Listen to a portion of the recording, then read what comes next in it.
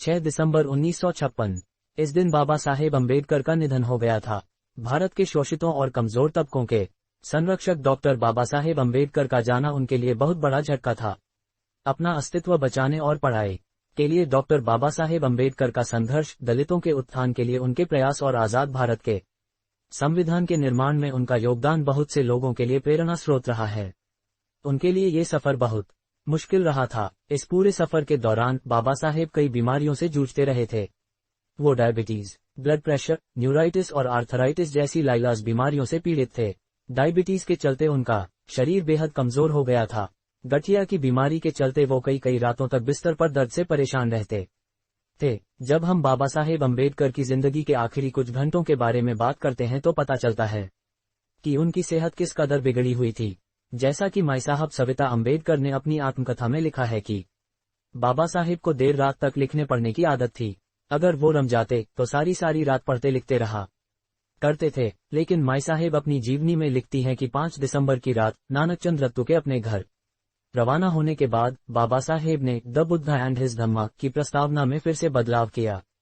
इसके बाद उन्होंने S.M. जोशी और आचार्य प्रहलाद केशव अत्रे के अलावा ब्राह्मी सरकार के नाम लिखी अपनी चिट्ठियों पर भी फिर एक नजर डाली। उसके बाद वो रोजमर्रा के उलट 11:30 बजे ही सोने चले गए। उस रात के बारे में बहुत जज्बाती होते हुए माई साहेब ने लिखा है कि 5 दिसंबर की रात बाबा साहेब की जिंदगी की आखिरी रात साबित हुई। 6 दिसंबर की सुबह, जिसकी शुरुआत सूर्यास्त से हुई थी। 6 दिसंबर 1956 को माई साहेब रोज की तरह सुबह उठी। चाय बनाने के बाद वो ट्रे लेकर बाबा साहेब को जगाने उनके कमरे में गई। उस वक्त सुबह के 7:30 बज रहे थे। माई साहेब लिखती हैं, मैं जैसे ही कमरे में दाखिल हुई, मैंने देखा कि बाबा साहेब का एक पैर तकिए पर पड़ा था। मैंने बाबा साहेब को 2 या 3 बार आवाज दी, लेकिन उनके बदन में कोई हरकत नहीं हुई।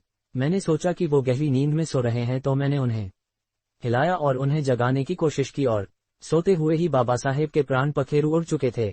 माई साहेब को जबरदस्त धक्का लगा। वो रोने लगी। उस वक्त बंगले में केवल 2 लोग थे, माई साहेब और उनके सहायक सुदामा। माई साहब ने रोते रोते ही सुदामा को आवाज दी। इसके बाद माई साहेब ने डॉक्टर मालवनकर को फोन किया और पूछा कि अब क्या किया जाना चाहिए।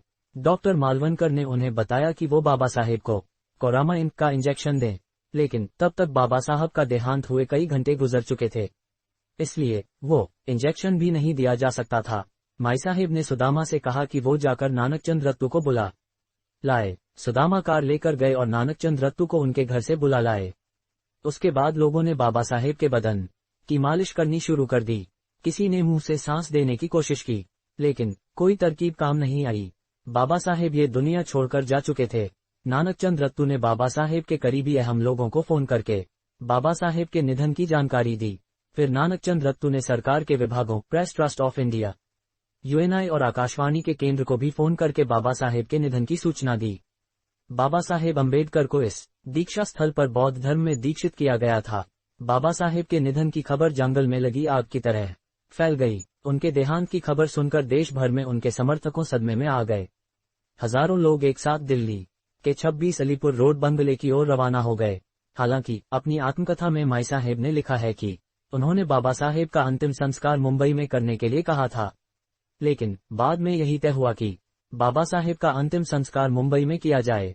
इसके बाद 26 अलीपुर रोड के बंगले पर प्रधानमंत्री जवाहरलाल नेहरू और केंद्र सरकार के और मंत्री, संसद के दोनों सदनों के सांसद और बाबा साहेब के अनुयायी जमा होने लगे। बाबा साहेब के पार्थिव शरीर को मुंबई ले जाने के लिए जगजीवन राम ने एक विमान की व्यवस्था की और उसके बाद बाबा साहेब का पार्थिव शरीर नागपुर होते हुए मुंबई ले जाया गया।